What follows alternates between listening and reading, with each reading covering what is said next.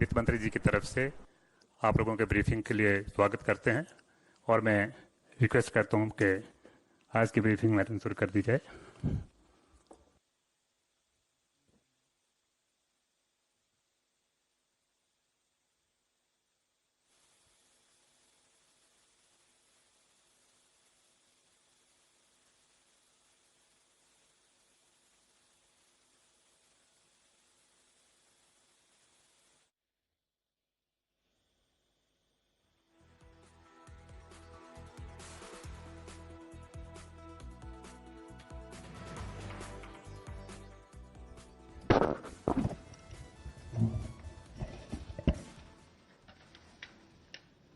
Namaskar.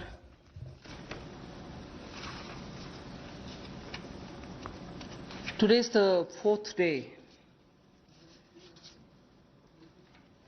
where after the Prime Minister's address to the nation on building a Atmanirbhar Bharat, we have been announcing in several tranches the various steps that we want to take to give a stimulus, to help and to extend that little assistance which as a government we should and do it in time, and therefore we had a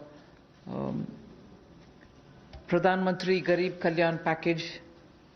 Post that, we also ensured that people don't suffer with having to file their returns or comply with taxation and related things. So in stages we've announced relief for the MSMEs, NBFCs and so on.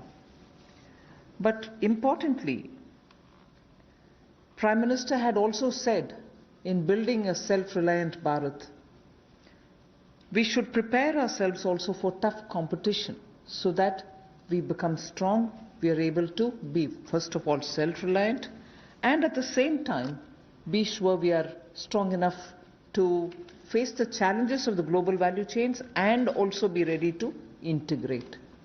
I repeat, when we talk of self-reliant Bharat, when we talk of Atmanirbhar Bharat, we are not looking inwards.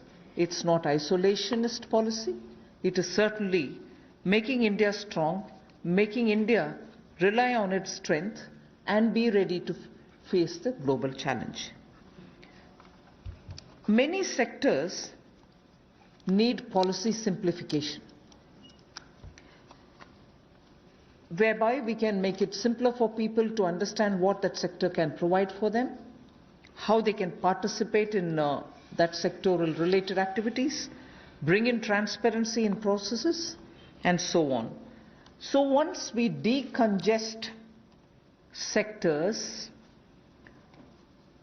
we can also provide the necessary boost. That sector too will become strong enough and competent enough to provide the necessary boost for growth and employment. And as you all know, Prime Minister has a very strong track record in taking up reforms, deep systemic reforms. I'll just highlight those reforms which are worth recalling. And on those reforms, it was public knowledge and all of you all covered extensively the efforts that had gone to take everybody on board so that those reforms become everyone's reform. DBT, the direct benefit transfer. Today it's become very useful for us to be able to directly give money in the hands of people. GST, which had been pending for a very long time, all states were taken on board and GST brought in one nation, one market. IBC, companies waited for decades to have their insolvency related matters settled. Limited success was felt through the various other programs, schemes which existed, SARFAESI or BIFR and so on. Then the several steps which were taken for ease of doing business so that India becomes an attractive destination for investment. You also had the public sector banks reforms not only just infusing some equity, but also making sure that they become professionally managed, although they are public sector banks, and performing well, but still they needed to have more professionalism. So that was also, and giving independence for them, because that's an area in which I would take extreme pride to say, between 2014 until today, you wouldn't have had one phone call going to any one of the banks saying, give this loan to my cousin or my whoever. No cronyism has been developed through the banks. Direct taxation reforms, Revenue Secretary is here.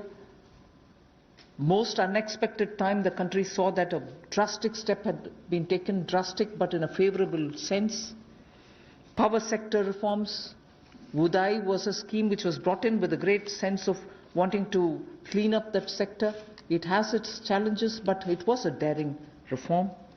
Coal sector, and also water and irrigation. There are many such I can list, but Prime Minister Modi has been absolutely consistent in making sure reforms are taken up.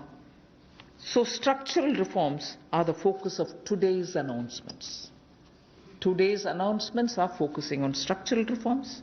The sectors in which these measures will be impacting are those sectors with these reforms which are going to be the new horizon for growth. And therefore, we see great potential in more investments which can be drawn with the reforms that we are announcing today. More production can be clearly marked, and certainly it will lead to a lot more employment possibilities.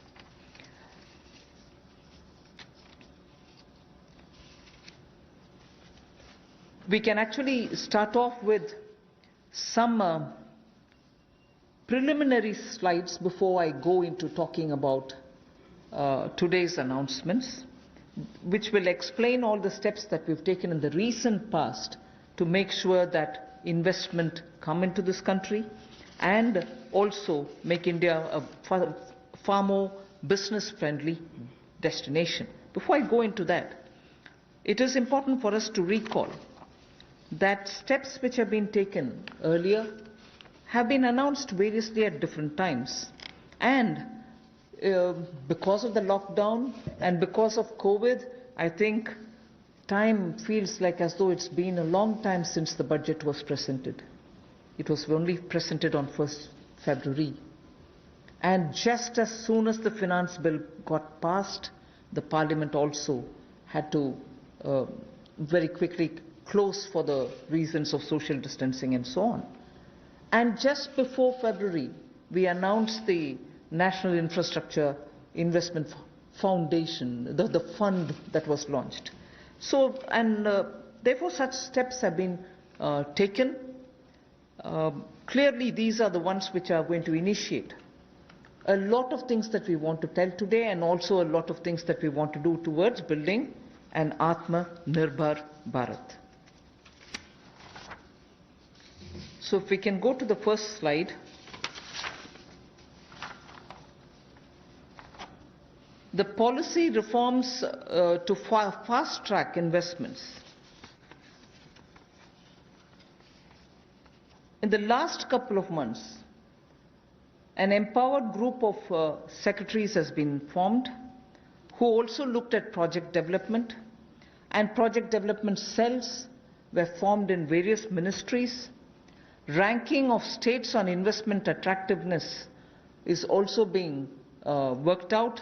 This will make them compete for new investments, and promotion of champion sectors such as the solar PV manufacturing and so on, the advanced cell battery storage research.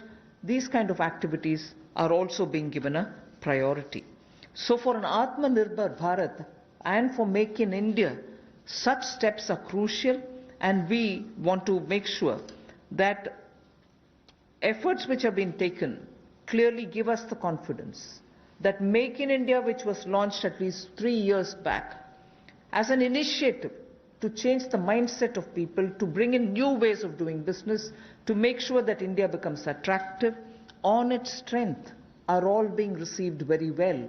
So today, if I look at Make in India for Atmanirbhar Bharat, the foundation was laid earlier, And many investors have found that India's market, size of India's market, the aspirational middle class, the rule of law which prevails, and also making sure the talent pool which exists in India makes India an attractive destination for producing for India and also for producing in India and exporting from India. So that is exactly what has been shown here, and incentive schemes are being given for these champion sectors. So we need to clearly understand the purpose with which, when we talk of Atmanirbhar Bharat, it is on all these steps building India's strengths.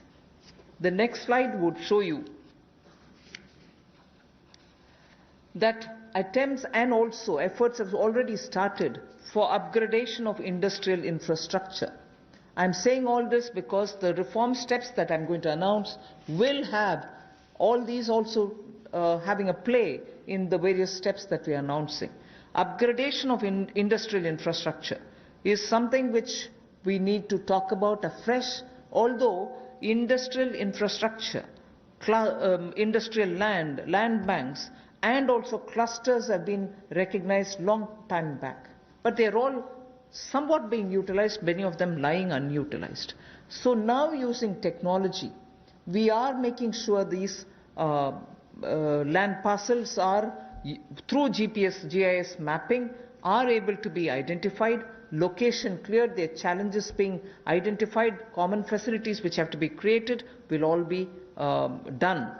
3,376 industrial parks and estates and SEZs have between them, have among them 5 lakh hectares, all of them mapped as industrial information system can map them for future use.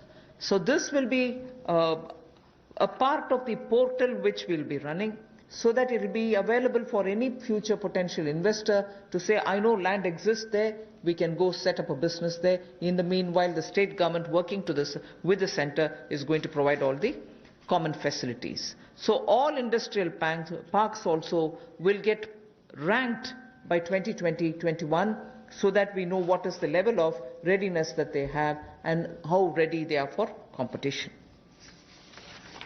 So with this said as a broad introductory statement, I just want to highlight the 8 sectors about which we are going to talk, where reforms are being brought in: coal, minerals, defense production. I read out separately the next 3, although they together contribute for flying, airports, and also aerospace related matters. Airspace management, airports, MRO, which is maintenance, repair and overhaul. So those 3 all go over to the civil aviation area. Distribution companies in the union territories, power distribution companies in the union territories. Space sector, where ISRO and others have been flag bearers for India. Atomic energy. So 8 sectors, but I will be showing you about 10 to 12 slides, all of them explaining each one of these sectors in detail. नमस्कार। आत्मनिर्भर भारत की जो कल्पना माननीय प्रधानमंत्री जी ने हम सबके सामने रखी थी और 20 लाख करोड़ का पैकेज देश भर के लिए लाए थे, उसी कड़ी में आज चौथी प्रेस वार्ता में नए क्षेत्र कौन से हमारे विकास के लिए हो सकते हैं, उसको लेकर क्या बदलाव, क्या रिफॉर्म्स लाई जा सकती हैं, उसको लेकर आज हम आप सबके सामने आए हैं। क्योंकि माननीय प्रधानमंत्री जी ने कई बार पहले भी कहा है, रिफॉर्म, परफॉर्म, ट्रांसफॉर्म, और उसी दिशा में सबसे पहला कदम है रिफॉर्म्स लाने का।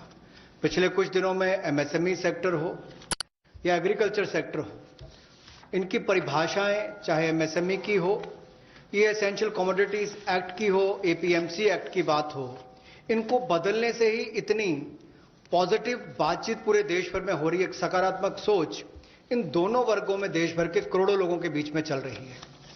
एक नया क्षेत्र या बाकी नए क्षेत्र जिनकी माननीय वित्त मंत्री जी ने भी बात कही कि 8 नए क्षेत्रों को लेकर आप सबके सामने आए हैं। यह भी कहा कि आत्मनिर्भर भारत को कड़ी प्रतिस्पर्धा के लिए तैयार रहना होगा, हर चैलेंज के लिए, चुनौती के लिए तैयार रहना होगा, और जहां जहां नीतिगत बदलाव चाहिए वहां वहां नीतिगत बदलाव लाने के लिए भी हम लोग तैयार हैं। अब इंप्लीमेंटेशन की बात आती है, उसके लिए माने ही मोदी जी जाते हैं कि किस तरह से अच्छी इंप्लीमेंटेशन पिछले 6 वर्षों में करके दिखाई, चाहे वो जीएसटी की बात हो, इंसॉल्वेंसी बैंक्रप्सी कोड की बात हो, जनधन योजना की बात हो, यूपीआई जैसे प्लेटफॉर्म बनाने की बात हो, हर गांव में बिजली और हर घर को राशन देने तक की कोविड-19 की स्थिति में बात हो। तो इसलिए इस सेक्टर्स में भी तेजी कैसे आए, फास्ट ट्रैक इन्वेस्टमेंट की कैसे हो, उसके लिए एम्पावर्ड ग्रुप ऑफ सेक्रेटरीज का गठन किया गया है, जो निजी निवेश की मंजूरी के लिए गति देने का काम उसमें से करेंगे ताकि उसमें सहायता मिल सके और आकर्षित हम विदेशी निवेश को कर सकें। प्रत्येक मंत्रालय में प्रोजेक्ट डेवलपमेंट सेल बनेगा जो ये तय करेगा कि किस क्षेत्र में निवेश आ सकता है, कौन निवेशक हो सकता है, इनसे बातचीत करेगा और राज्यों से और केंद्र से बात भी करेगा ताकि निवेश करने वाले को कहीं पर दिक्कत ना आए। एक तरह से हैंड होल्डिंग करने का काम यहां पर होगा। राज्यों की रैंकिंग भी होगी, उनकी कितनी अट्रैक्टिव पॉलिसीज हैं कि इन्वेस्टमेंट के लिए, यानी कि निवेश के लिए कितनी आकर्षित करने वाली उनकी योजनाएं हैं, उसके ऊपर डिपेंड करेगा उनकी रैंकिंग को। और नए चैंपियन सेक्टर्स को बढ़ावा देने के लिए, चाहे वो सोलर पीवी हो, इसकी मैन्युफैक्चरिंग की बात हो, या एडवांस सेल बैटरी मैन्युफैक्चरिंग की बात हो, इसके लिए भी जो भी इंसेंटिव देने होंगे वो भी हम लेकर आएंगे ताकि इन क्षेत्रों में भी बढ़ावा, ऐसे और कई क्षेत्रों में भी बढ़ावा मिल सके जो नए चैंपियन सेक्टर्स हैं। अब इंडस्ट्रियल इंफ्रास्ट्रक्चर की अगर बात करें, औद्योगिक बुनियादी ढांचे में उसके उन्नयन के लिए इस योजना को लाया गया है ताकि देश भर में जो लगभग 3,376 industrial park, industrial estate, SEZ, ये लगभग 5 लाख हेक्टेयर्स में फैले हुए हैं और इन सब की जानकारी आपको औद्योगिक सूचना प्रणाली यानी कि IIS पर मिलेगी, जिसकी GIS मैपिंग की जाएगी ताकि निवेश करने वाले को कोई दिक्कत ना हो। जो उसको बाद में दिक्कत आती थी जमीन से जुड़े मुद्दों को लेकर, वो भी दूर होगी। जमीन की उपलब्धता भी 5 लाख हेक्टेयर के लगभग जो इंडस्ट्रियल हमारे स्टेट्स हैं या हमारे पार्क्स हैं उनमें भी जो होगी उसमें उनको लाभ मिलेगा। और इसीलिए इस योजना में बदलाव भी लाया गया है। इसको मिशन मोड पर, चैलेंज मोड पर किया जाएगा ताकि ज्यादा से ज्यादा निवेशकों को जमीन जल्द से जल्द उपलब्ध राज्यों में करवाई जा सके और इसके लिए कनेक्टिविटी में भी सुधार होगा और कॉमन इंफ्रास्ट्रक्चर जो है उसमें भी अपग्रेड करने का काम किया जाएगा।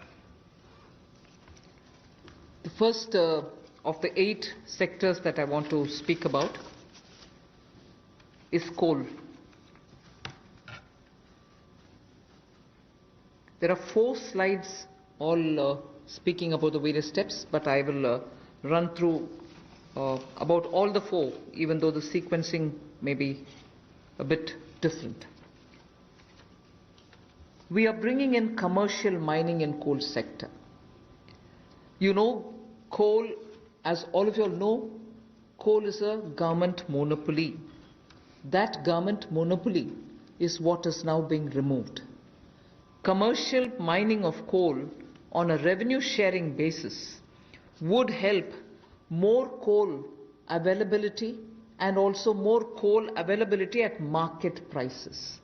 So this will be far more efficient and more people can get to using it. Liberalized entries will be allowed for people to participate for a range of coal blocks, and for those who produce well before the deadline, incentives also will be given.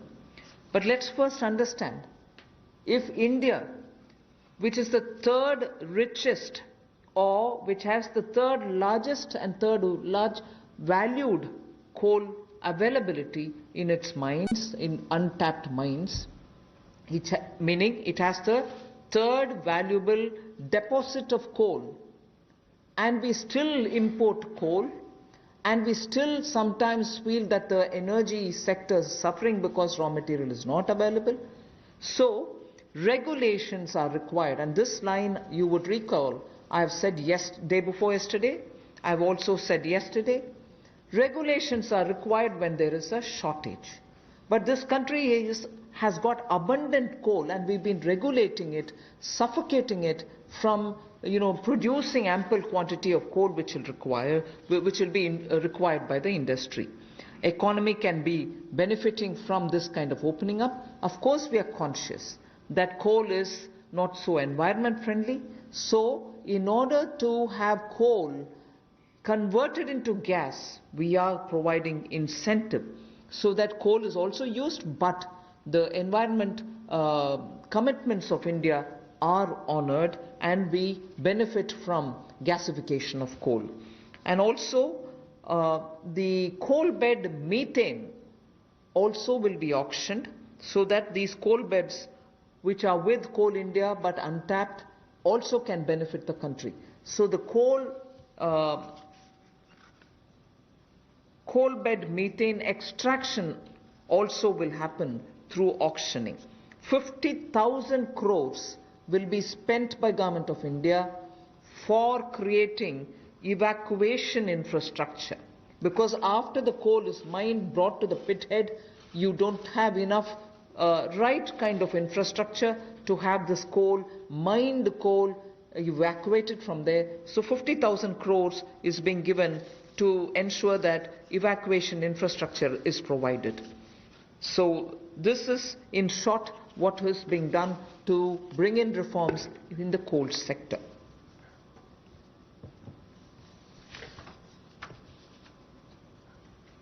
कोयला उत्पादन के क्षेत्र में आत्मनिर्भरता हमारी कैसे बने और केवल उतना ही कोयला बाहर से लाया जाए जिसकी आवश्यकता है, जो यहां पर उपलब्ध नहीं है। दुनिया के पहले 3 सबसे बड़े भंडारण क्षमताओं में जहां पर कोल ब्लॉक्स है, यानी कि जहां पर कोयला है, उसमें भारत आता है।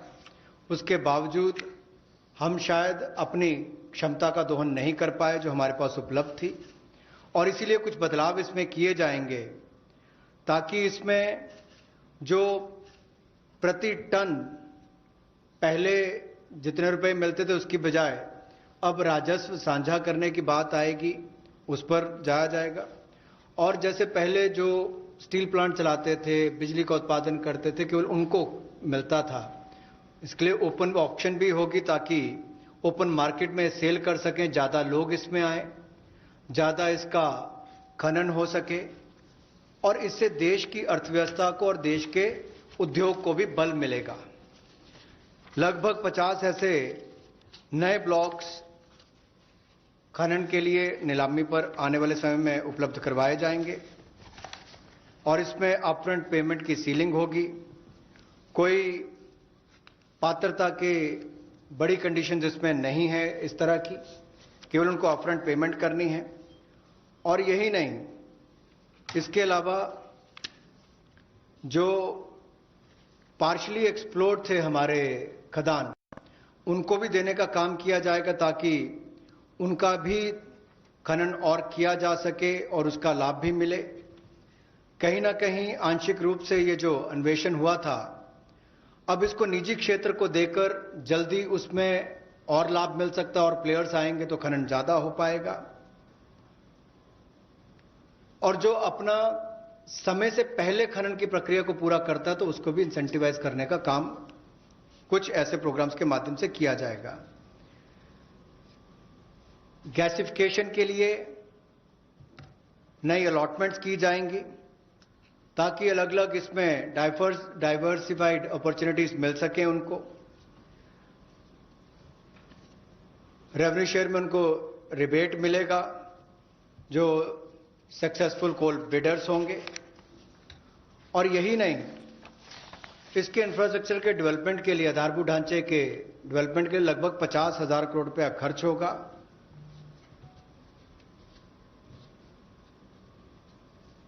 और ये जो कोल इंडिया लिमिटेड की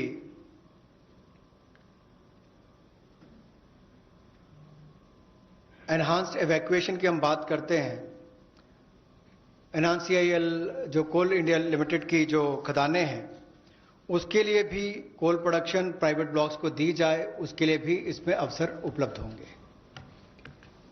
I move to mining of minerals. We spoke about coal all the while. Now we talk about minerals. Minerals, the sectoral reform that we want to bring in order that we have a boost given for growth of the sector, better employment potential, and bring in state-of-the-art technology, is to now have a seamless composite exploration cum mining cum production regime.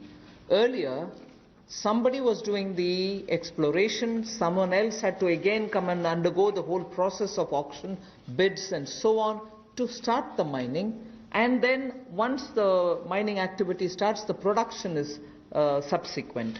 All these were dealt with in separate silos. So now what is being suggested is to, for ease of everybody participating and also the stakeholders, a seamless composite exploration cum mining cum production regime is being brought in. So there is no uncertainty for somebody who invests a big quantum of money for exploration whether he'll be able eventually to even to mine the mineral. So that system is going to make it easy. 500 mining blocks would be offered through this open, transparent mechanism. And if I take the example of aluminium, the way in which things had happened, the prevailing by the prevailing setup, if somebody wants bauxite, which is a necessary raw material for aluminium, he had to go for an auction for bauxite. And then he would realize that he doesn't have enough power to generate, or power supply is erratic. Then he would turn around saying, can I have some coal from somewhere? If he doesn't get it, or if he doesn't have enough power supply, he ends up sitting with the raw material but not being able to produce aluminium. So many such people had left this country and gone and invested elsewhere because of these mismatched policy. So what we are now taking the example of aluminium telling you is joint auction of the necessary two like bauxite and coal will happen so that it can enhance aluminium industry's competitiveness and will help aluminium industry now to reduce electricity costs, because they would be given the coal, they can gasify it and then use it, or use it in the other way. So that is one major step that we want to take in order that the mineral sector is better facilitated. And then we would also like to remove the distinction between captive and non-captive mines.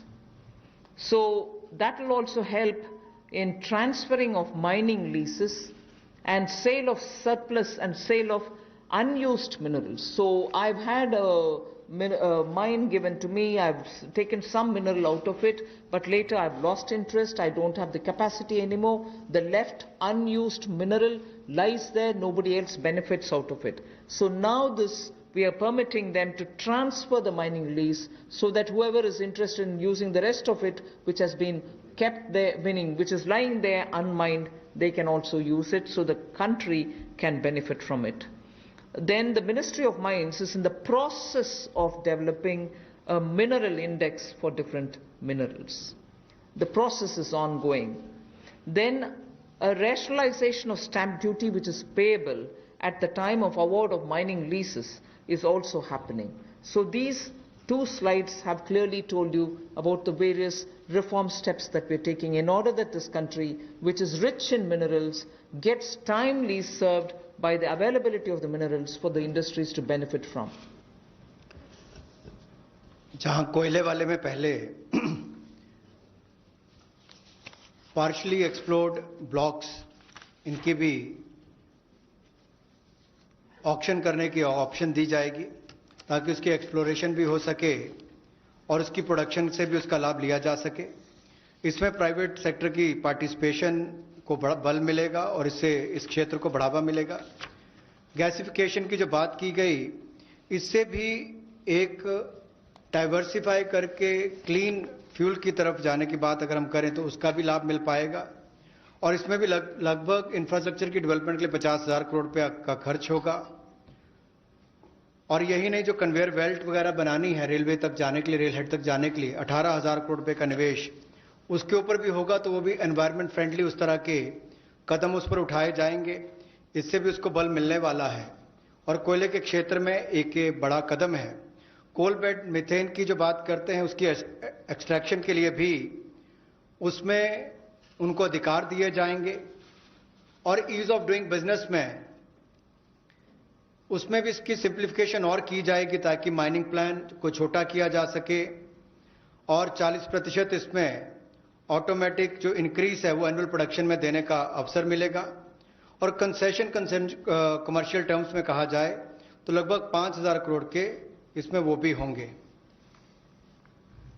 यही नहीं, इसके अलावा जो mineral sector में, खनिज क्षेत्र में आपने जो संरचनात्मक सुधार लाने की बात कही है, उसमें भी seamless composite exploration cum mining production regime की हम बात करते हैं कि इसको लाएंगे और 500 माइनिंग ब्लॉक्स ये उपलब्ध करवाए जाएंगे।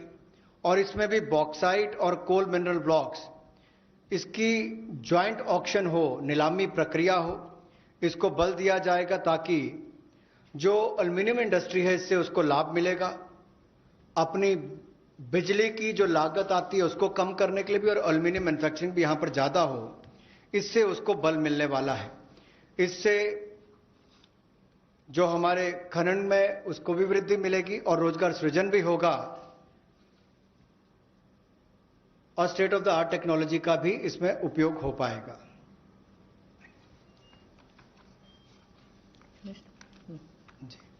मिनरल इंडेक्स बनाने की एक बात हमने यहां पर की है जिसको डेवलप किया जाएगा और स्टैंप ड्यूटी को रैशनलाइज किया जाएगा उस समय जब वो अवार्ड की जाएगी माइनिंग लीसेस, उस समय उनको कर दिया जाएगा।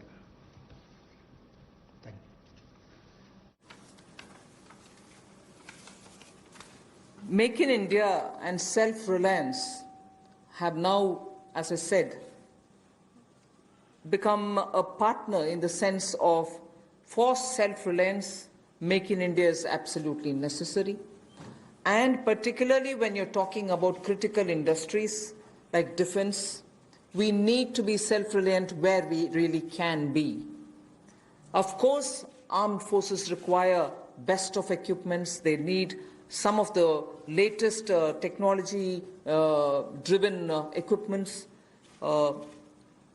Some high-tech equipments are required, which have to be imported. They can be imported.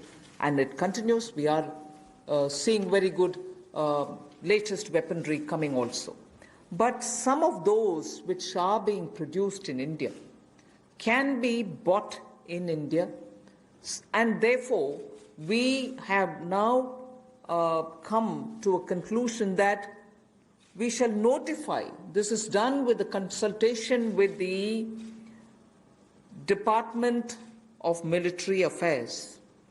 We shall notify a list of weapons and platforms which shall be not allowed for import, but we shall have them bought from India. So the import of this listed set of equipments shall not be allowed. They shall be banned. And every year this list will be increased because more capacities which come to be recognized, which meet the standards, which meet the defense standards, will be obtained from India. As they say, the defense is general staff qualitative requirements, the GSQRs for weapons and platforms will all be honored, but those list of items which get notified can only be purchased from India. Indigenization of some imported spares will also be given priority. For years we have been producing spares which are good enough for even those imported vectors, imported weaponry, imported platforms. Unless we are able to do that, the spares are also something which India probably can produce but are getting imported. So indigenization of imported spares. Then for all this, a budget provision, a separate budget provision will also be given for domestic capital procurement. So this is going to be something with which the defense can make sure that their import bill can come down. This is done in consultation with the Department of Military Affairs, and this will be an important step towards making sure that Indian producers of defense equipments which are absolutely meeting with the standards which the armed forces would want will be purchased from India.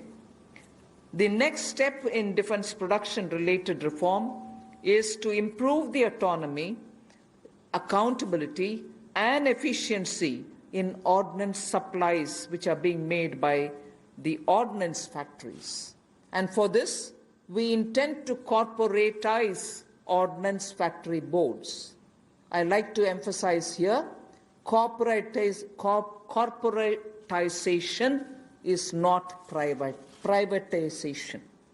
It doesn't mean that the ordnance factory boards are going to be privatized. No, they're not being privatized. But corporatized they will be. We want them to be better managed. We also eventually hope that they will get listed in the stock market. Ordinary Indian citizens can also buy shares in them. And through that, we expect that the ordnance factory boards and their processes, decision-making, output, performance, all of them will be transparent for the Indian citizens. So ordnance factory boards will be corporatized, not privatized. I want to underline that, and I want media friends to please differentiate between corporatization and privatization. The next set of things about defense production is that FDI limits are being raised from 49% to 74%. Of course, it will have the security clearances and everything else, as always. And then we'll also have a mechanism established so that time-bound defense procurement processes happen. There will be a project management unit set up. Support will be given for contract management purposes.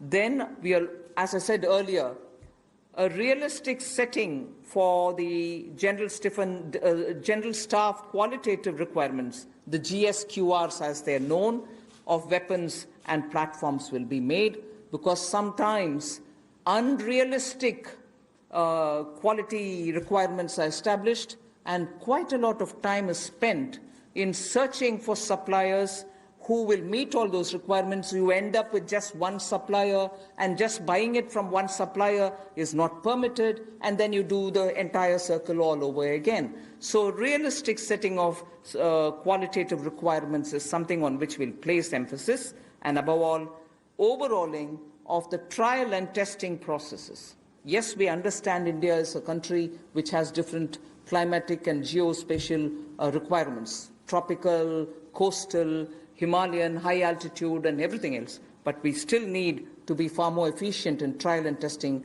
of procedures.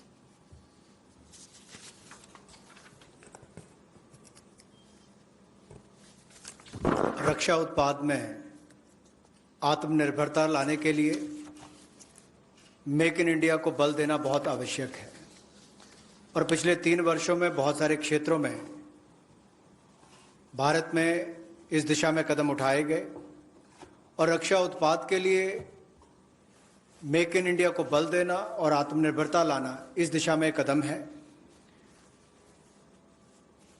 Weapons की list को notify किया जाएगा, platforms की list को notify किया जाएगा, और उन पर बैन लगाया जाएगा इंपोर्ट के लिए।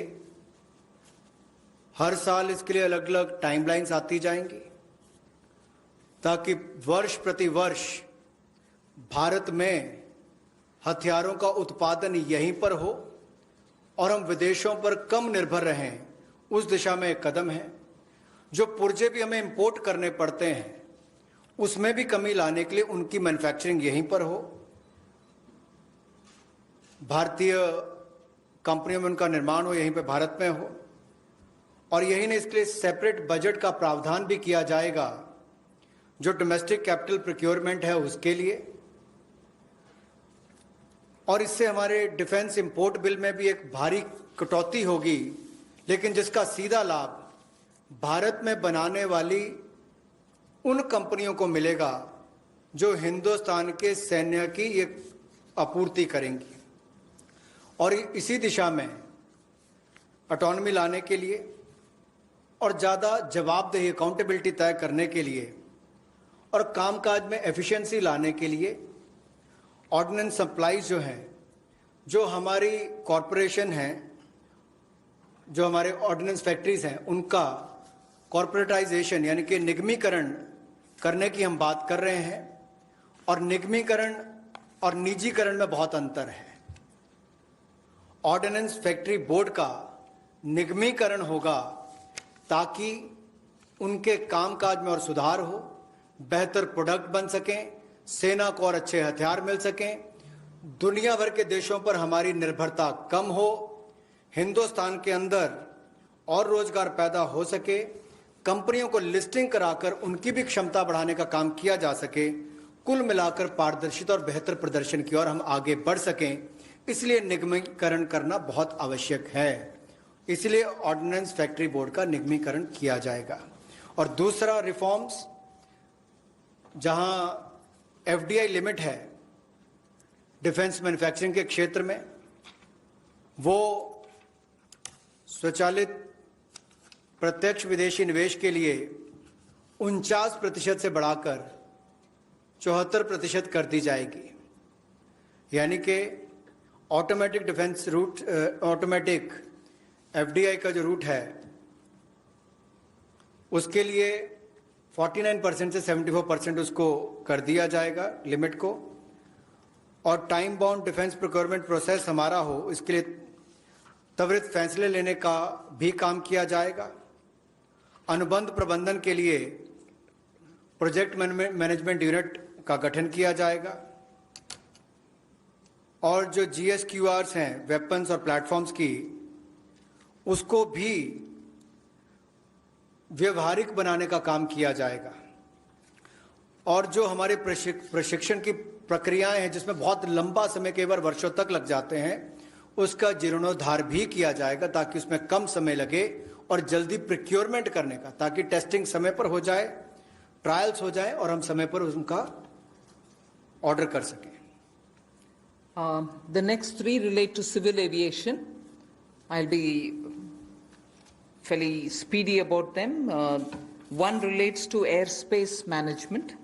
The next relates to PPP and airports which are being given for management and maintenance. Then MRO hub. The three are put together relating to civil aviation. The first is the airspace management. Just to give you a background, only about 60% of the Indian airspace is freely available. And that's because airspace is fairly restricted for its use for civil purposes and defense purposes. This means that all these years, all these decades, we have been flying to some destination, most destinations, not through the shortest route, but slightly longer routes, which means you're having more time in the air. This actually has to be rationalized. Optimum utilization of airspace is best because, after all, the fuel spent is also something which we import. Huge bill goes for that. Finally, the customer ends up paying more price for the flying. And for pilots, it's an extra hour of flying or half an hour of flying. Above all, if we are able to optimally utilize the airspace and reach quickly, every one of our time is saved, and therefore now rationalization is going to happen. We will be able to get to our destination at the shortest possible time, thus saving travel time, thus saving fuel, thus saving also the pilot's flying time. This is an environment-friendly step, but having very big implication on India's fuel import bill and also for civil aviation, which in India has biggest potential in growth. Civil aviation is up for a big leap. So the airspace availability through which the flying time is influenced is going to be better. That is one. The second that I'd like to tell you about is 6 more airports are for auction, and the Airports Authority of India shall do it on public-private basis, PPP basis. Additional investments also are likely to happen by private players in about 12 airports, which they are already holding, for better world-class facilities to be brought in. So majorly, airports in India will become far more with better facility and customer experience. This has financial implications to the extent not so much for the budget, but the AAI, the Airports Authority of India, will get a down payment of 2,300 crores, and also the first and second rounds of investments are expected to get 13,000 crores. So this is one step which will at a time increase better facilities and also make our airports a lot more worthy experience for the passengers. The third in this, because it's all pertain to civil aviation, is making India an MRO hub. This was mentioned also in the budget. Maintenance, repair and overhaul of aircrafts is a big business. Most of the Indian aircrafts themselves go abroad to do their repair works, spend on parts there, and also come back for after the overhaul to India. But maintenance and repair and overall, India has all the capacities, manpower skills required, soft skills required, and also India can then be the center for many of the flights which go towards Southeast Asia, long distance to Australia, similarly westwards also. If we make sure that MRO's ecosystem is created in India, for which the tax regime has already been altered so that it favors setting up MRO in India, this is a major step that we want to make sure that India benefits from. And in this, not just civil aircrafts, but also defense aircrafts can also be benefiting from the MRO, which if we make India as a huge hub. Maintenance cost for all airlines will come down, and that again will have a ripple effect on the passengers. The travelers can probably pay less after that. So these are three put together reforms for the civil aviation sector. Civil aviation sector को लेकर जो 3 बड़े कदम हैं, हम सबको पता है समय की बहुत कीमत है और हर व्यक्ति के समय को बचाने का प्रयास किया जाए। इसके लिए हवाई क्षेत्र में, यानी कि जो हवाई जहाज से उड़ते हैं उनके लिए अगर कुल मिलाकर देखा जाए तो मात्र 60% भारतीय हवाई क्षेत्र जो है वो नागरिक विमानों के लिए उपलब्ध है। इसलिए भारतीय नागरिक विमानों को लंबे रास्ते लेने पड़ते हैं, जिसमें लोगों का समय भी जाता है, फ्यूल भी ज़्यादा कंज्यूम होता है। अब भारतीय हवाई क्षेत्र की इस पाबंदी को और सरल और जो हम सुगम बनाएंगे, जिससे नागरिक विमानों के लिए कम समय लगेगा और वो ज़्यादा दक्ष बन सकेंगे। मिलिट्री अफेयर विभाग के साथ समन्वय करके इसको 2 महीने के अंतर्गत सुलझा लिया जाएगा और अवसर उपलब्ध करवाए जाएंगे। इससे विमानन क्षेत्र को 1000 करोड़ रुपए का फायदा होगा, जिससे सीधे तौर पर अगर आप देखें तो एयर टर्बाइन फ्यूल वो बचेगा, तो हमारा इंपोर्ट बिल भी कम होगा, लोगों का समय बचेगा, एनवायरनमेंट बचेगा, पर्यावरण को बचेंगे और समय कम लगेगा। ये एनवायरनमेंट फ्रेंडली इनिशिएटिव भी हमारा है और एयर स्पेस की मैक्सिमम यूटिलाइजेशन भी हो सकेगी। दूसरा, हवाई अड्डों पर अच्छी सुविधाएं और कैसे मिले, इसके लिए वर्ल्ड क्लास एयरपोर्ट्स पीपीपी के माध्यम से, प्राइवेट पार्टनरशिप के माध्यम से कैसे हो। एयरपोर्ट अथॉरिटी ऑफ इंडिया ने ये सार्वजनिक निजी साझेदारी के तहत 6 में से 3 हवाई अड्डों का अनुबंध प्रदान किया है और इसमें से जहां पहले 540 करोड़ रुपया आता था प्रतिवर्ष, अब 1000 करोड़ रुपया आता है। और इसके अलावा एयरपोर्ट अथॉरिटी ऑफ इंडिया को डाउन पेमेंट भी लगभग 2300 करोड़ रुपए की मिलेगी। ये एनुअल रेवेन्यू जो 6 एयरपोर्ट्स का है, और 6 और एयरपोर्ट्स को आइडेंटिफाई किया गया है दूसरे राउंड की बिडिंग के लिए। इसका बिड प्रोसेस भी जल्द शुरू कर दिया जाएगा।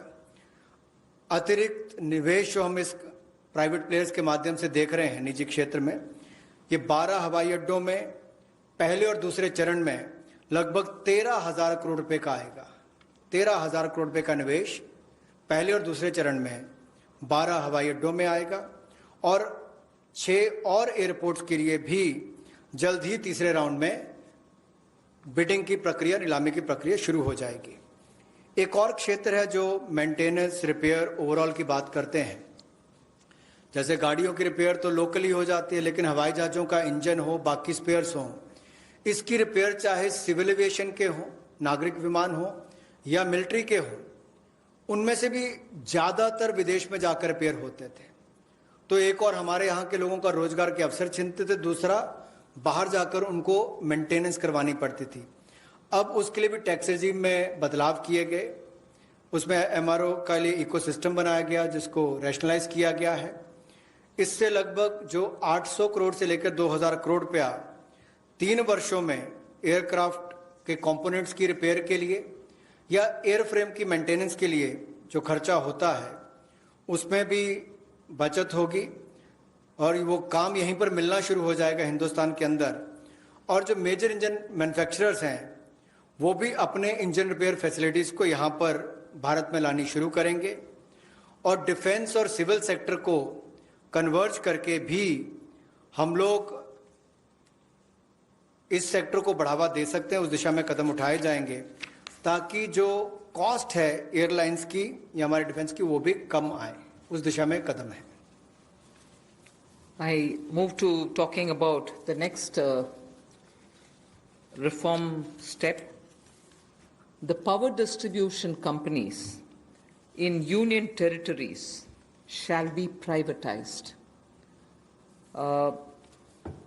And that is likely to be also, it will be in line with the tariff policy which is soon to be announced. The tariff policy reform will of course talk about consumer rights. The inefficiencies of DISCOMs will not become a burden on consumers. DISCOMs will ensure adequate power. The standard of service that they provide will improve, and they will promote industry better by providing open access. Sustainability is an issue with power sector. We want to be sure that timely payments to the GENCOs happen. You are aware that 90,000 crores have been given this time because DISCOMs were not able to pay or service their dues to the GENCOs. Such disruptions or ups and downs should be avoided, and DBT also for subsidy receiving beneficiaries will be given directly, and smart prepaid meters will be set up, about which I had mentioned in the budget also. So tariff policy coming into place will also see one more major step in that in the union territories we shall make sure that the DISCOMs are privatized. Suboptimal performance of power distribution and supply can never be in favor of the customer. So that is as regards power sector reforms.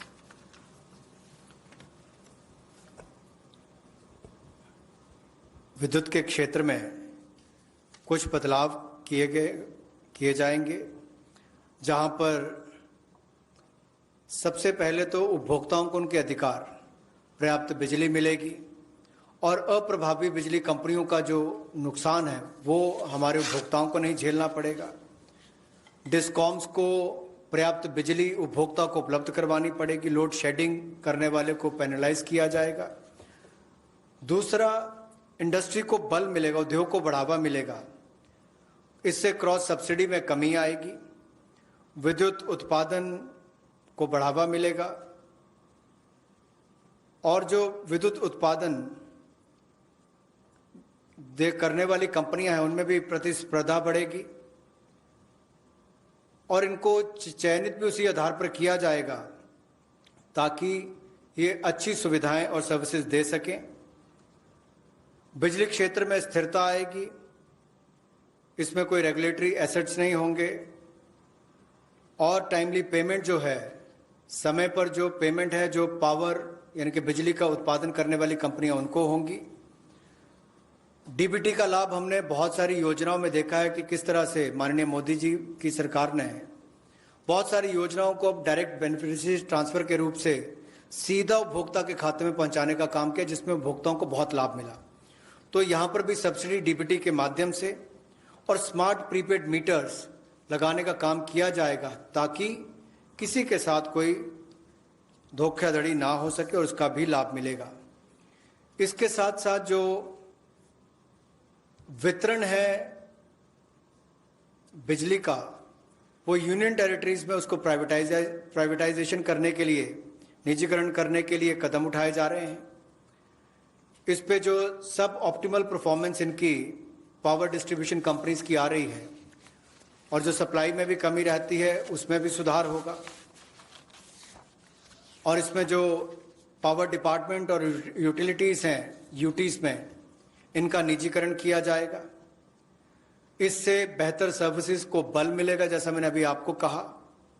और यही नहीं, हमारी power distribution में भी efficiency और आएगी और एक मॉडल के रूप में हम इसको देश भर के लिए खड़ा करके देंगे। सबसे पहले इनको यूनियन टेरिटरीज में खड़ा किया जाएगा और मुझे पूर्ण विश्वास है बाकी राज्य इन मॉडल्स को देखकर अपने अपने राज्यों में सुधार करने के लिए भी भविष्य में आकर्षित होंगे। The next is on social infra projects. For creation of social infrastructure projects, which are like hospitals, because India needs a ramp up on social infrastructure, government has made a provision for 8,100 crores, that will be the total outlay, which will be going in the form of viability gap funding. So, in general, for most projects which are supported by government or states or the statutory bodies, 20% is what is given as viability gap funding. But in this case of social infrastructure, government has decided to give 30% viability gap funding. So the quantum is increased from 20 to 30%. Through this, we expect that the urgent requirement for social infrastructure all over the country is not just going to be developed by government, but also private enterprises will come in because of this viability gap funding which we want to provide, and that is an increased viability gap funding. सामाजिक बुनियादी ढांचे में निजी क्षेत्र के investment को बल देने के लिए कुछ बदलाव उसमें किए गए वायबिलिटी गैप फंडिंग में। और आपने देखा होगा कोविड-19 के समय भी कि स्कूल, अस्पताल, ऐसे हमारे जो क्षेत्र हैं जिनका बुनियादी ढांचे में और सुधार चाहिए, उसके लिए बल मिले। इसके लिए थोड़ा बदलाव किया गया है कि 30% केंद्र और 30% जो है हमारा राज्य सरकारें उसमें वायबिलिटी गैप फंडिंग के रूप में देंगी। इससे इस क्षेत्र को बल मिलेगा, लेकिन बाकी सेक्टर्स में 20% ही रहेगा। और इसमें कुल मिलाकर सामाजिक बुनियादी ढांचे के इस सेक्टर के वायबिलिटी गैप फंडिंग के लिए लगभग 8100 करोड़ रुपए का आउटले किया गया है और इन प्रोजेक्ट को राज्य और केंद्र की सरकारें प्रपोज करेंगी। The last two reform steps that I want to announce relate to space and space. The next one relates to atomic energy. First, in space, you know that India has had the benefit of an extraordinary institution such as the ISRO. ISRO has brought the nation a lot of laurels. However, today, private sector is also doing a lot of work in the space arena. A lot of individuals and startups have spent a lot of time developing space-related technologies. Unfortunately, because of the Indian regulations, they are even unable to use ISRO's available facilities for even testing their products. So what we want to do now, in order to provide level playing field for private companies, satellite launches and space-based services, we will make a provision for them to benefit from the assets which are available with the ISRO and for India to benefit from it. We'll also provide predictable policy and regulatory environment for private players. We want them to be co-travelers with us, and therefore private sector is being encouraged. And also, for future projects for planetary explorations and outer space travel, it will also be open for private sector. So in short, private sector is being given a good access to this space area where both government and private sector can work for a better Atmanirbhar Bharat. Another important aspect is there's a lot of geospatial data in India for Indians, particularly like startups which are looking at doing a lot of irrigation work, drought-prone area development work, groundwater work. They don't most often get the data within India. They go getting it from abroad, data about India, paying through their nose for some good work that they do for India itself. So a liberal geospatial data policy is something which we like to work, and we want to provide remote sensing data to tech entrepreneurs, but of course with a lot of sense of caution, because this is a very sensitive area.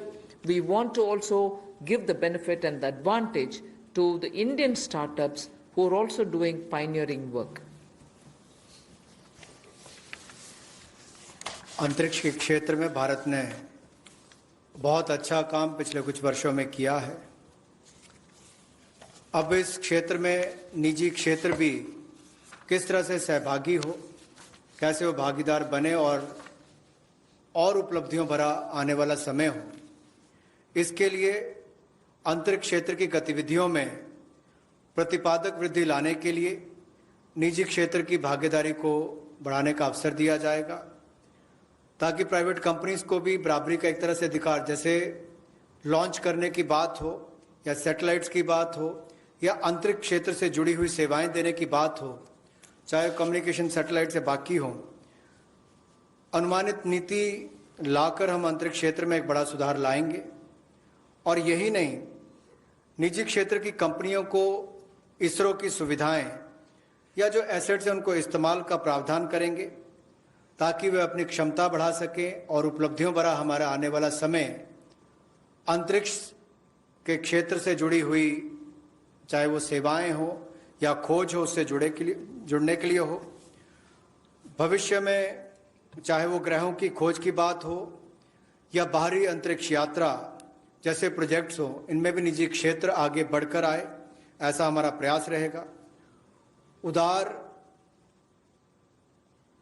Geopolitical data policy हम लेकर आएंगे remote sensing data के लिए, ताकि technology entrepreneurs, विशेष तौर पर startups जो इस पर काम करते हैं, उनको विदेशी कंपनियों पर निर्भर ना रहना पड़े, वो इस दिशा में बड़े कदम उठा सकें।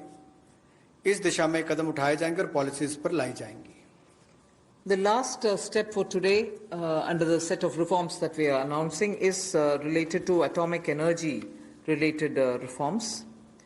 There shall be a research reactor in PPP model which will be established only for the production of medical isotopes. Now, medical isotopes are increasingly used in cancer treatment. In fact, India has earned a lot of goodwill from very many countries which had India supply them these isotopes. So absolutely for promoting welfare of humanity through affordable treatment for cancer and other diseases, we shall be establishing a research reactor in PPP mode, and that will produce medical isotopes. The next is establishing facilities in, again, PPP mode. Atomic energy is completely with the government, but here are the ways in which we are bringing in the PPP mode, establishing facilities in PPP mode to use irradiation technology, the radiation technology, for food preservation. Radiation technology, as you know, at one point in time the government also was discussing it, and a lot of you all were asking us questions. In crops which are like perishable crops like onions, most often when there is a good crop, because of its short shelf life, they are normally sold at a absolutely low price, or they are left to rot. Whereas when you use radiation technology, we are able to provide it the necessary qualities with which it can be stored for a longer time. Shelf life of perishable goods like onions can be improved and longevity given. This is something on which technology development incubation centers being established now will also set up a kind of synergy between research facilities and tech entrepreneurs who can develop such technologies which will be used for very many daily use matters such as vegetables and fruits preservation and so on. So this pertains to reforms in atomic energy, and that's my last slide. Atomic energy से related जो हमारी reforms हैं उस पर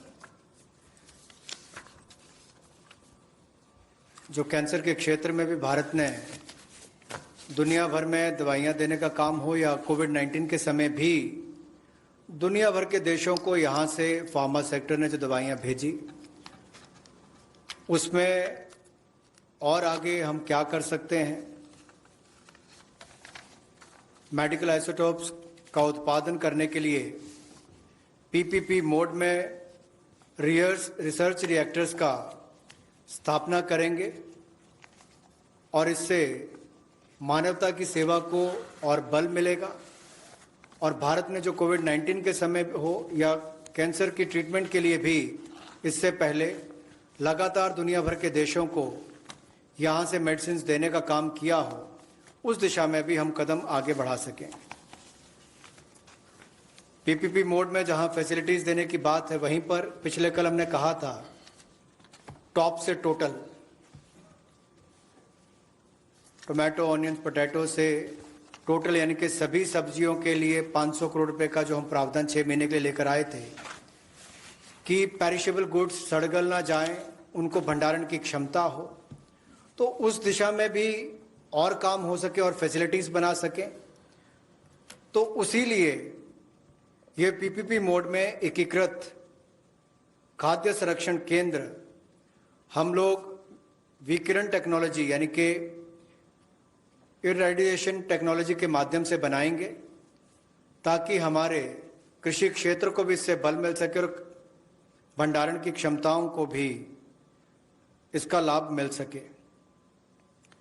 इसके अलावा जो दुनिया भर में भारत के युवाओं ने स्टार्टअप्स के माध्यम से भारत का नाम रोशन किया है, दुनिया के अग्रणी देशों में भारत को लाकर खड़ा किया, ये भारत के युवाओं की एक बहुत बड़ी उपलब्धि है। उसी दिशा में ये स्टार्टअप के रोबस्ट इकोसिस्टम को हम न्यूक्लियर सेक्टर के साथ जोड़ने जा रहे हैं ताकि टेक्नोलॉजी डेवलपमेंट कम इंक्यूबेशन सेंटर्स को सेटअप किया जा सके, इनकी सिनर्जी हो हमारे रिसर्च फैसिलिटीज और टेक्नोलॉजी एंटरप्रेन्योर्स के बीच में।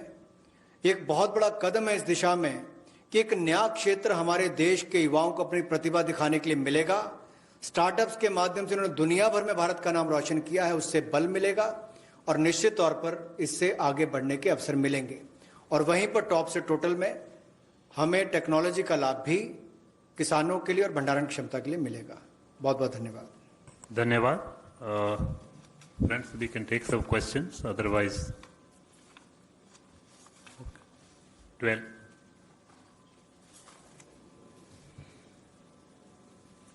Very good afternoon, ma'am. Sapna here from CNBC TV 18. Ma'am, 2-3 questions have come up on the sectors that which you have announced the reforms. So I'll start with the first one. 1 second, hang on. This is on. How soon will the government bring in amendments for reforms in the mining sector?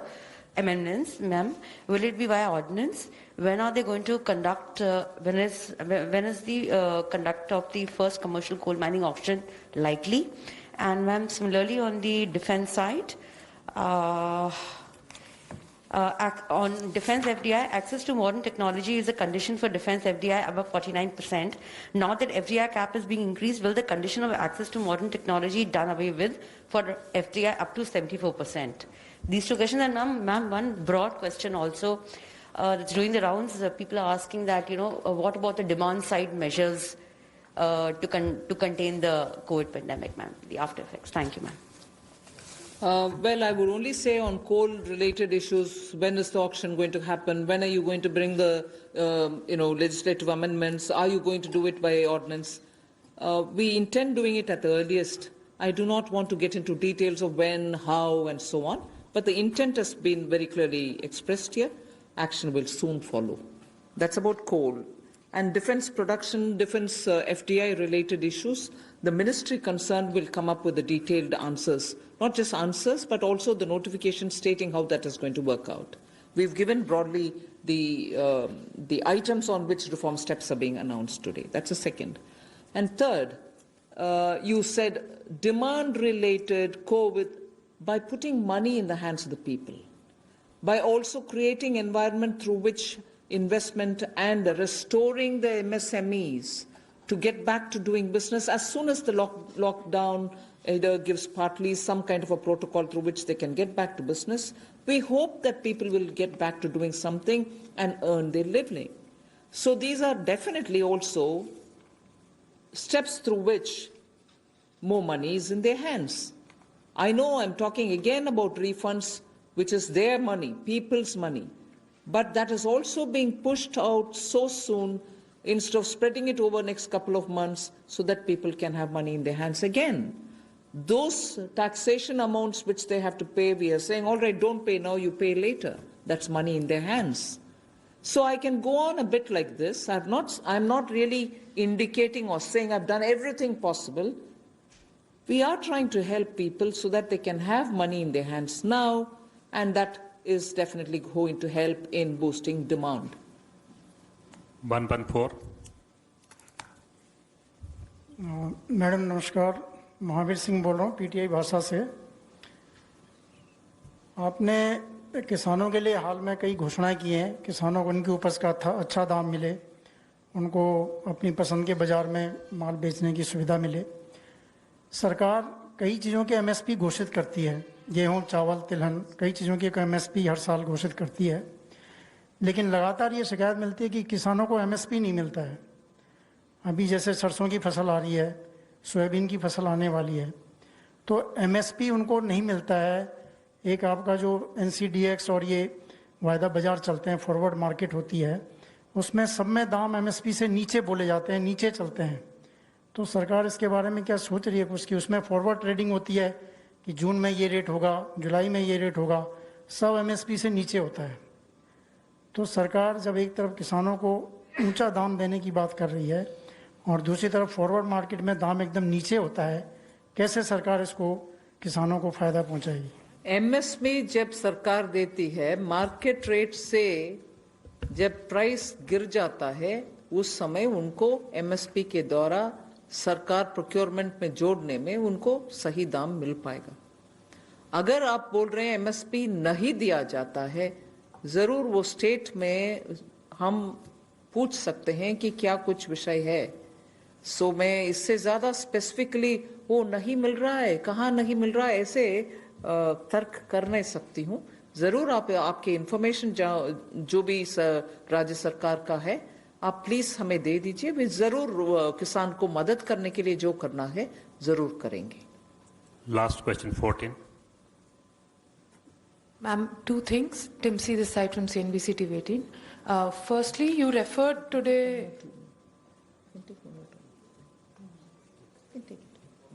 Firstly, you referred today while laying out the reforms for the atomic energy and space.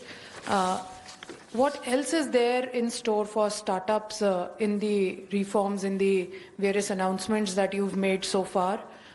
Does the MSME package that you had earlier announced, where 3 lakh crore rupee fund was announced, is that also applicable for startups? Of course. And secondly, you also spoke about the taxation benefits given to the MRO industry. Is it the GST reduction that was done recently that you are referring to, or is there something new under the taxation reforms, or reduced taxation is what you are wanting to say for the MRO industry? Okay. Yes, the provisions extended for MSMEs will also be applicable for startups. They are small. They can benefit from it. And on the MRO taxation, yes, Revenue Secretary, you can please.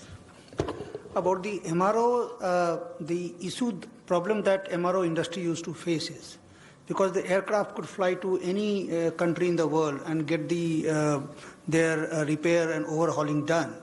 And India, we have a very, very promising civil aviation sector.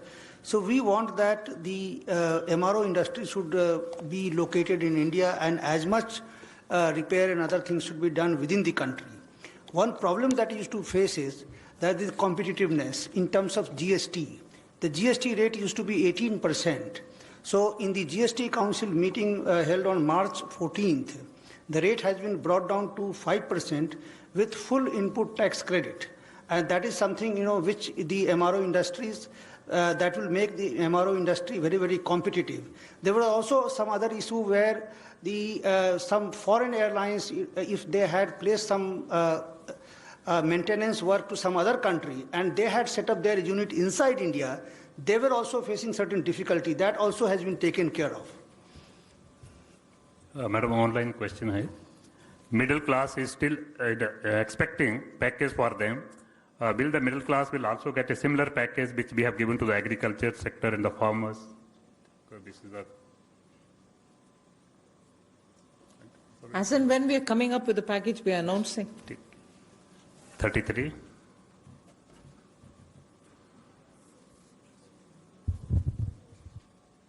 Ma'am, Sushil from ANI, ma'am. Ma'am, in the light of announcements for airline industry, will there be any direct help be given to struggling Indian private carriers too, ma'am? Well, as and when we have something to announce, we are announcing. So, 29, last question. Ma'am Monika ji business ma'am मेरा सवाल है कि जो middle class salaried लोग हैं specially जो tourism sector hospitality और aviation में हैं उनकी सैलरीज भी नहीं आ रही हैं अभी साथ ही वो इंस्टॉलमेंट पे कर रहे हैं तो क्या मॉरेटोरियम ड्यूरेशन बढ़ाने को कोई प्रपोजल है क्योंकि वो उसका बेसब्री से इंतजार कर रहे हैं हालांकि आपने एनुअल रिटर्न फाइलिंग में एक्सटेंशन दी है पर साथ ही उनको कुछ टैक्स रिलीफ मेजर्स वगैरह भी वो आपसे एक्सपेक्ट करते हैं ठीक है thank you ma'am friends there is important announcement कल आत्मनिर्भर भारत का जो लास्ट सेशन है 5वें वाला 4 बजे की बजाय मॉर्निंग में 11 बजे होगा so please note we will also send the invitation accordingly tomorrow Sunday we are having the media briefing at 11 o'clock here only so kindly join thank you very much